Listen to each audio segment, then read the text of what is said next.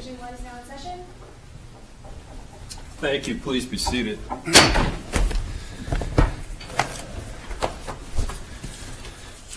Good morning. This is a time set for oral argument in our case number CACV16 0462 in the matter of Kevin O'Connell Trust, Wiles versus Henderson. Each side is allocated 20 minutes for oral argument. Appellant may reserve a portion of that time for rebuttal argument. Sir, if you wish to do so, you can keep track of your own time at the podium clock. Out of respect for counsel, I would ask those in attendance to make sure that your cell phones are turned off so our discussion is not interrupted. We've read the briefs. We're familiar with the record. We've conferenced the case. We'd encourage you to keep that in mind as you present your arguments today. Our proceedings are being recorded and then will be posted to the court's website and then YouTube. So please, as you begin your argument, state your name and the party that you represent. With that, Mr. Rudisil, you may begin.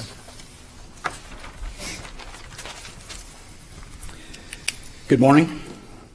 My name is Kenneth M. Rudisil. I represent Bart V. Wiles, one of the co-trustees of the Kevin O'Connell Trust. The appellant in this matter raised 7 issues for consideration. Appellee responded to 6 of them. Failure to respond is treated as a confession of error and a concession. I believe that rule is probably discretionary, so I'll go on and explain to you the support for those issues. Both the discovery rule and fraudulent concealment were raised below, and this is a summary judgment matter, so everything in the complaint is taken as true. Everything that is subject to a reasonable inference goes to the appellant in this matter. The discovery rule says that no cause of action begins to accrue under the statute of limitations until the wrong is discovered. The who and the what, I believe, is the way it was put. In this case, the complaint alleges that there was no disclosure of the administration of this trust at any time. And what asset information was provided to the beneficiaries was incorrect, intentionally so. That gives rise to the fact, and we also argued, that discovery didn't occur until discovery proceedings under what I've referred to as the removal action that was resolved in November of 2014. That discovery took place in the summer of 2014, and that's when the sale of the car to Appellee was discovered. That's when the falsity of the documents about the value of the assets was discovered.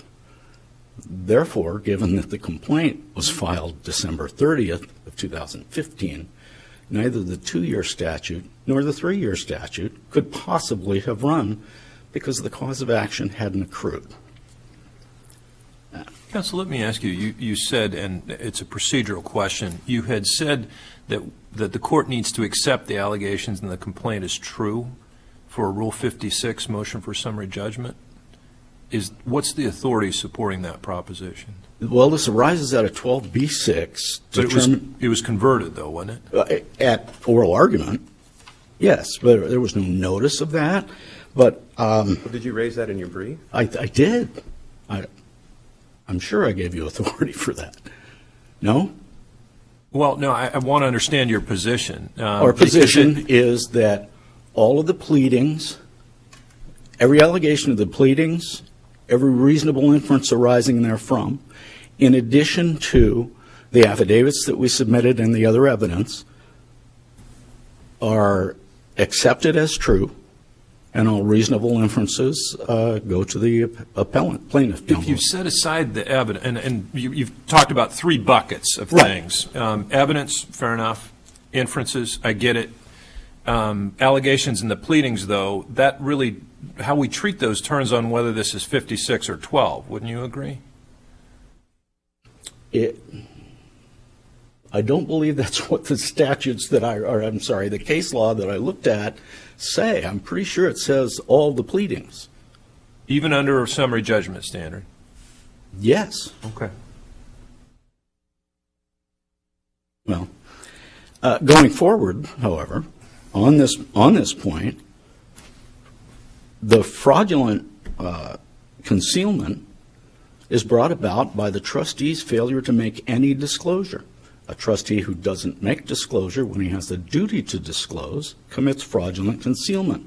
And that puts discovery to an actual knowledge standard. No one has suggested that the beneficiaries could possibly have discovered the sale of the automobile or the fraudulent acts committed until discovery disclosed those documents and those facts.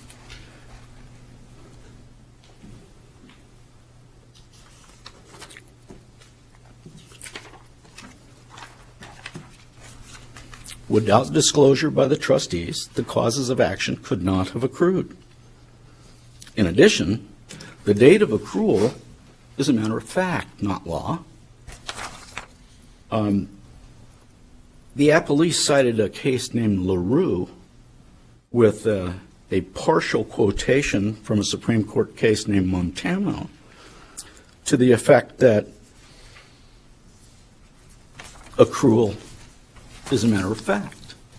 And it's true that the LaRue case says that, but it cites Montano, and Montano says, we reviewed de novo any question of law relating to the statute of limitations defense, and is here the determination of when a particular cause of action accrues if it hinges solely on a question of law rather than a resolution of disputed facts. It's clear that these are disputed facts as to when accrual occurred. Therefore, it's a matter of fact, and it's not subject to summary judgment. ARS Section 1411-005, the limitations in breach of fiduciary duty, is a specific statute dealing with limitations on breach of fiduciary duty by a trustee. It says that 2-year statute does not accrue until the removal, resignation, or death of the trustee. Resignation is the only thing that applies in this case. And the appellee submitted a handwritten document dated February 1st, 2012, by which he purports to have resigned. However, on October 23rd, 2012, he signed the commercial guarantee whereby he swore he was a trustee. Gordon L. Jones, his co-trustee, swore that he was a trustee, acted as a trustee, and by that document, they offered $6 million in trust assets as security for a $2.3 million loan. ARS 14-10701 says that an appellee can accept a trusteeship according to the trust provisions. It sets out a number of ways that's done. But most importantly to this case, he committed acts that were the exercise of the powers of a trustee. Therefore, according to the statute, he is a trustee. The trial court, I think, dispensed with that argument by saying it was ministerial. How do you respond to that? Well, I looked up the definition of ministerial, and ministerial means an act that is committed without exercise of discretion pursuant to someone else's direction and control. A trustee can't act that way, especially when he's offering the assets of the trust to be secured against a $2.3 million loan. That's not ministerial, in my opinion. The trial court also said that appellee had not been redesignated as a trustee, another issue that's also required by the statute. The comment to the model code which is identical to the Arizona statute, says that while the procedures specified in the terms of the trust are substantial or are recognized, but only substantial compliance is required, not literal requirement compliance. That technical requirements, failure to meet technical requirements, does not result in a failure to accept. It goes on to say this section validates any other method demonstrating the necessary intent, such as by knowingly exercising trustee powers. Signing that commercial guarantee could not have been done by anyone but a trustee, because only a trustee has the authority to bind the trust assets. As to the designation, Gordon Jones asked the appellee to act. Gordon Jones was the co-trustee. He participated in the signing of the guarantee and swore under oath that the appellee was a co-trustee at the time. In addition, given that there's no discovery done in this case, we don't know whether this is the only act. We haven't had the opportunity to find out. And in this case, the appellee, let me point out, he's an attorney. He's not a layman who made a mistake, didn't understand.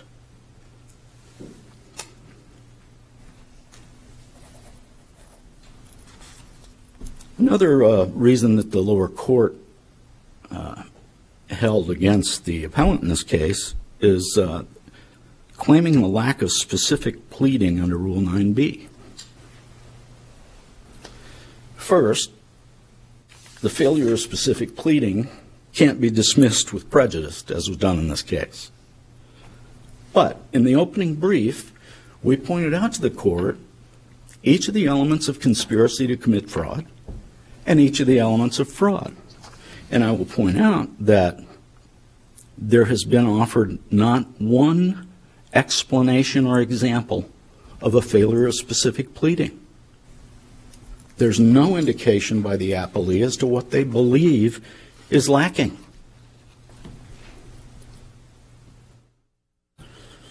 We also discussed billing statements. The court awarded attorney's fees under statutes that don't apply, but based on billing statements that are block billing and lack specificity. One of the examples is the entry is commence review of pleadings and trust documents, point 8.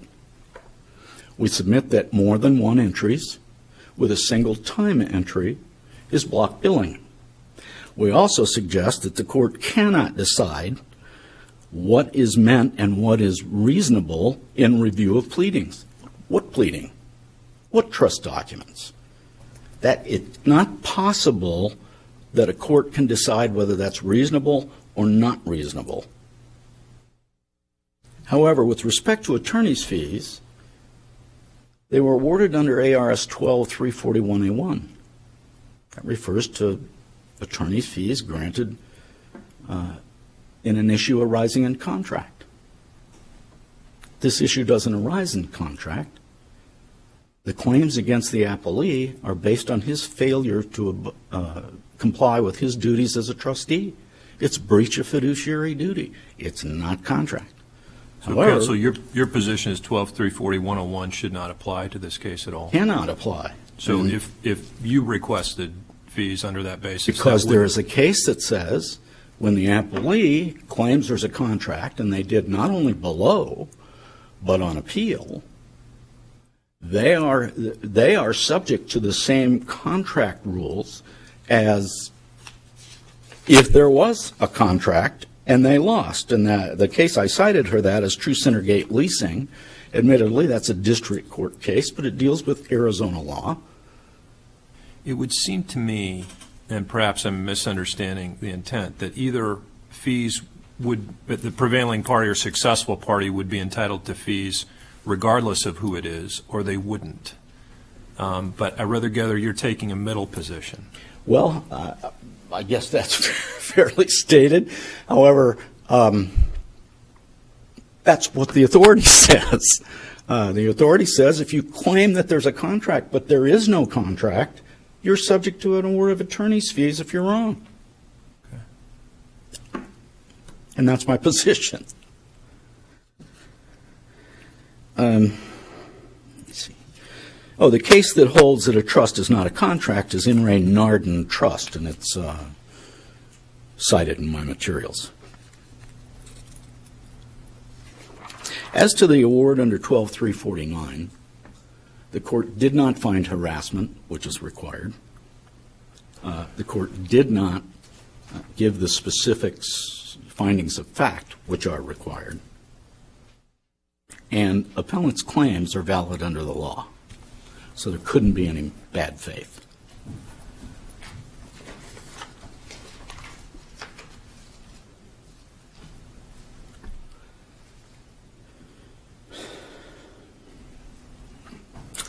The appellee claim offered claim preclusion as a bar to the fraud and conspiracy claims. But claim preclusion occurs when an action is brought and there's a final decision after adjudication on the merits and or default. For Circle K Corporation as authority for that proposition. This case was not litigated. This case was settled. Appellee in its brief admits that. They refer to a judicial settlement, I believe. Judicial settlement and a settlement of all claims. They know the case was settled and not adjudicated. Nonetheless, claim preclusion. It doesn't apply. Was claim preclusion briefed or argued before the Superior Court? No, I don't believe so. I wouldn't swear to the hand on the Bible because I don't remember that, but I do remember it being raised in the answering brief. The appellee also claims attorney's fees under 14-1103 and cites the Friedman case. Friedman deals with a special administrator under the abuse statute, elder abuse. Appellee claims that the prior trustee, meaning the appellee, was forced to defend himself. And yet we know that even Friedman denies fees to a trustee who is acting to defend himself and not the trust. I'd like to reserve the balance of my time for rebuttal. Very well. Thank you, Counsel. Mr. Brecky. May it please the Court and Counsel. A couple of things that I've taken a look at based upon Mr. Rudisel's presentation here. Number one, he did say that my client, Mr. Henderson, is an attorney. He's what I call a smart attorney. He did not practice law. He has the education back there, which means that he's probably on the same footing working in the area of trustee or co-trustee of a trust as anybody else who suddenly finds themselves thrusted in there. Let me just mention that the three principles in this, the decedent, the original trustee, and Mr. Henderson, the co-trustee, were friends and business associates. So they had worked together for a long time in a number of different areas. When we take a look at the case here, I think that the main issue that we have, as I argued in my brief, is that of the statute of limitations for the various allegations that were made. Mr. Rudisell says that this was a surprise coming into oral argument on the 12B motion because the court, during that argument, had converted this matter into a Rule 56. That changes the whole texture of how the standard of proof is. As Mr. Rudisell was citing to the standards taking the pleadings as true in a 12B motion do not apply in a Rule 56 motion. And so when the court started to consider this as a motion for summary judgment, he had to look to see what things there were. I think it's really telling that the Superior Court said that this was an ill-conceived lawsuit. Ill-conceived because if you took Mr. Rudisol's complaint and allegations as true, that Mr. Henderson was still serving as a co-trustee because he refuses to recognize the resignation. He cited to the difference between removal and resignation. I'm not sure that there is any difference in there for the matter of trust law. Removal is when someone is no longer serving. There is uncontroverted evidence that Mr. Henderson submitted a written resignation to the co-trustee, who is the late Mr. Jones, and did so in February of 2012, meaning he served between September 2nd of 2011 and February 1st of 2012.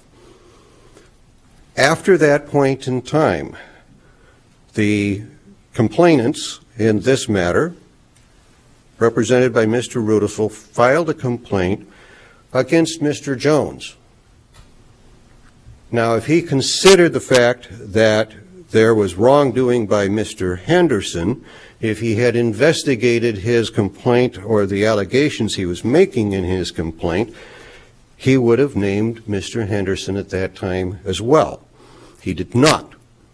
Now, the claim preclusion language finds its way into the original motion to dismiss filed by my colleague, Ms. Scozen.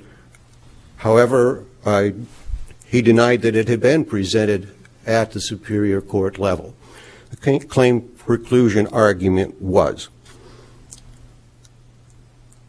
The question then is, should he have discovered at the time that he filed the original lawsuit that there were issues to name all of the people who had served as a co-trustee of this trust during the period of its existence up until the time that he had, and I submit that that is true. The discovery rule I don't think applies here because he knew at the time that Mr. Henderson had served. He had admitted so in front of the Superior Court that Mr. Henderson had served, and he knew it when he drafted the original complaint. Now, when we get to the fraud allegations, we see all of these allegations of transfers that were made by the late Mr. Jones after February 2012, which means it was made during a period of time that Mr. Henderson was no longer serving as the co-trustee.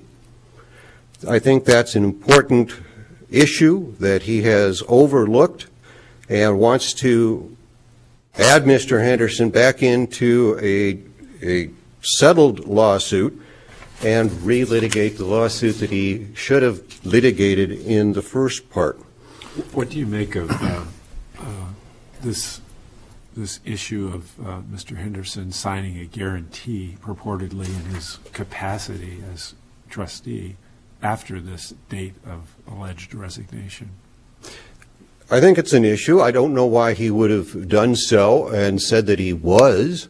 However, the act was a ministerial act. There were ample assets within the estate that met this pledge of assets, and the fact that he stepped forward in the absence of any other of the other co-trustees to handle that signature didn't put him back into place. In fact, the successor trustee or the other co-trustee had been appointed and was serving as of June 30th of 2012. Do you really think pledging millions of dollars of trust assets as security for a loan is a ministerial act?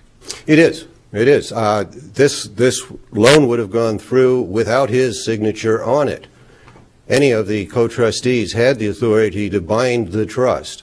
So it was basically a superfluous additional signature on that loan guarantee. But your argument is the equivalent of a stranger from off the street signing that, right? Because your position is he was no longer a trustee at that point. That's true.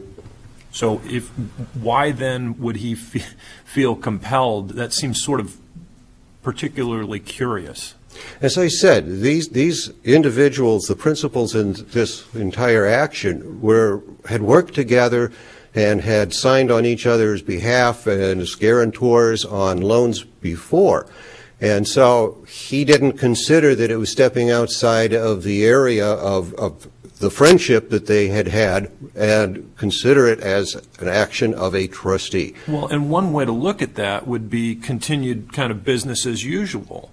But doesn't that create an issue of fact as opposed to mandate dismissal as a matter of law?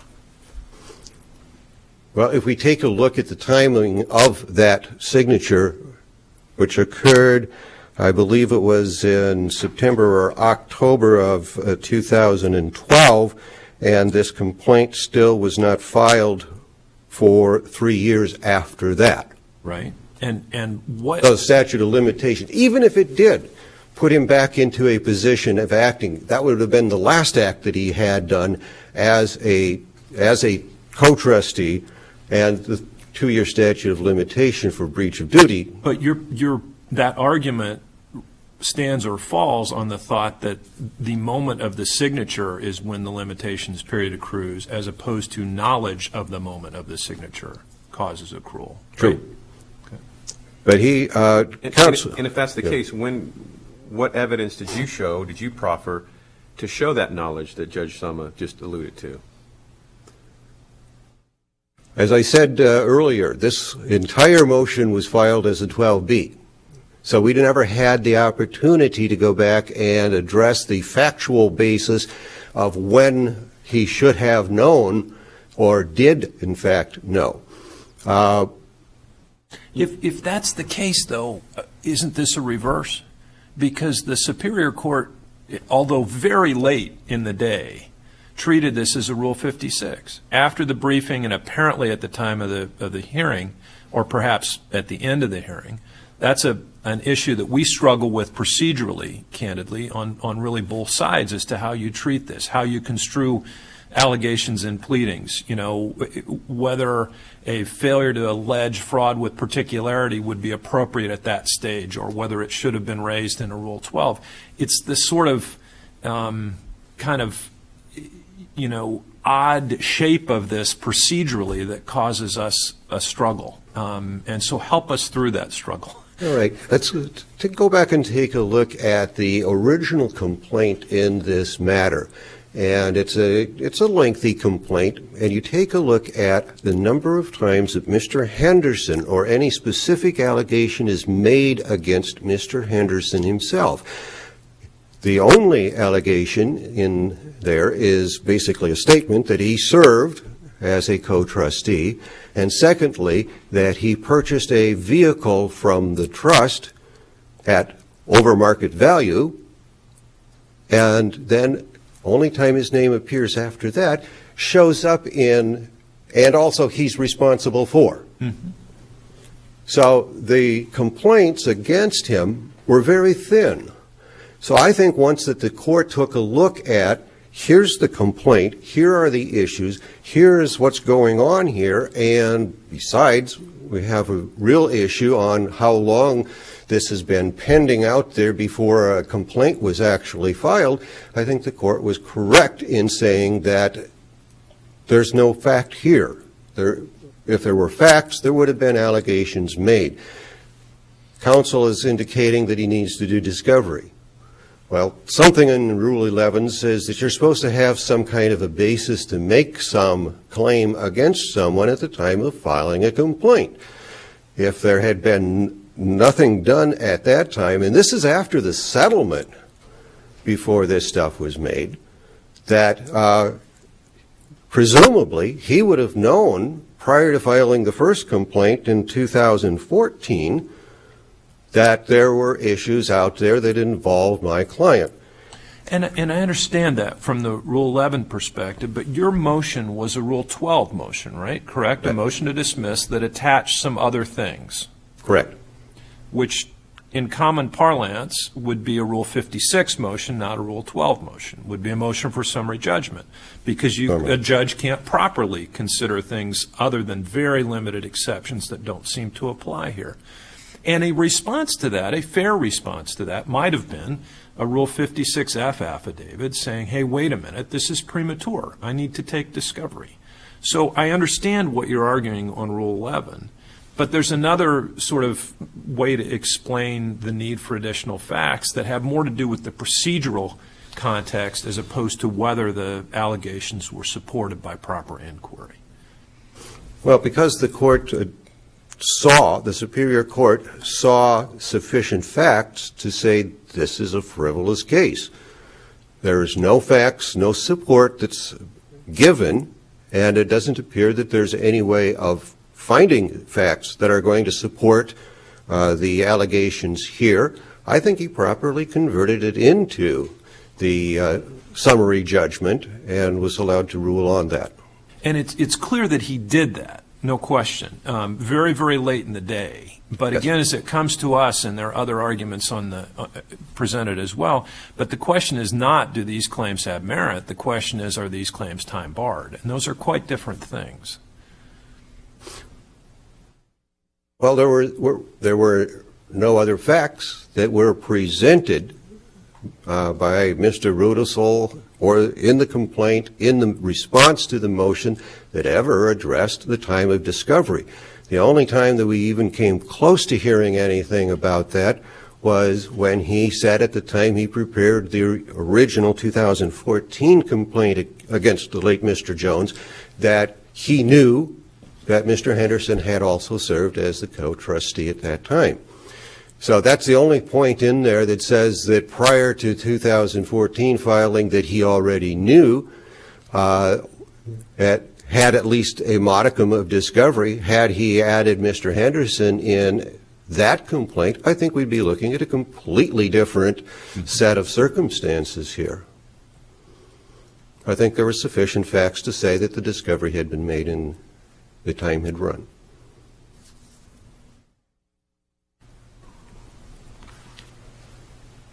Any other questions? Thank you, Counsel. Appreciate it. Mr. Rudisill, rebuttal. Yes, Your Honor. This is kind of a shotgun approach, but that's how it was presented, so that's the way I have to sit here with it. Counsel pointed out that we knew that the appellee acted as a trustee. No question, we did. Question is, did we know he committed any wrongdoing? And the answer to that's no, because he hid it. Very simple. The number of times that Henderson's name appears in the complaint, for example. Counsel left out one very important provision of the complaint, burned into my memory, unlike many of them. But paragraph 193 of the complaint says that Mr. Henderson and Gordon L. Jones agreed to breach their fiduciary duties and not to administer the trust according to its terms. Then they went on and did that over a period of time. That allegation is made, and that allegation is what ties the appellee into the conspiracy argument. Admittedly, the name Henderson does not appear in every allegation concerning fraud. But this is fraud committed through a conspiracy. Any one act committed by one conspirator, it is the act of the other conspirators. We have alleged that Mr. Henderson was part of the conspiracy. As a matter of fact, he was part of the initiation of the conspiracy. He then served for a period of time wherein neither of the trustees acted to distribute the assets of the trust 30 days after the trustor died, which is what's required by the trust document. They just went on and allowed Gordon L. Jones to run this thing and make it the playground of his family, and to distribute assets of approximately $600,000 to a company called California Supreme Salt, of which the appellee is a fairly significant holder of interests. They seem to offer the friendship exemption to Section 14-10701. I find no such language in that statute.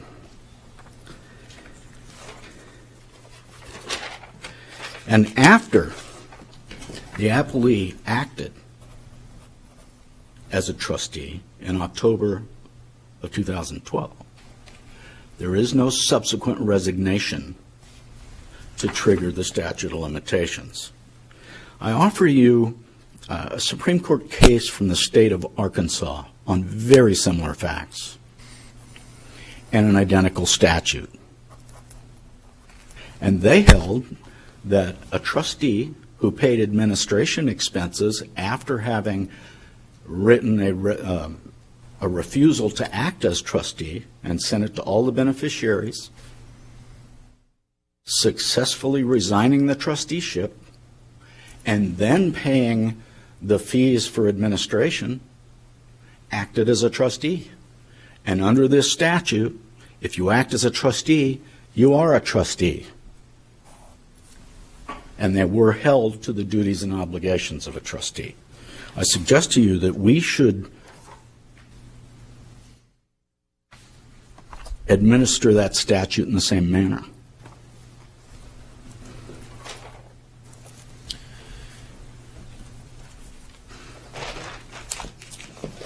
Counsel, I believe your time has expired. We appreciate your presentation. Counsel, thank you for your presentation. Thank you for your briefs. We'll take the matter under advisement. We'll issue a written ruling in due course. We stand in recess as we set up for our next argument. Thank you.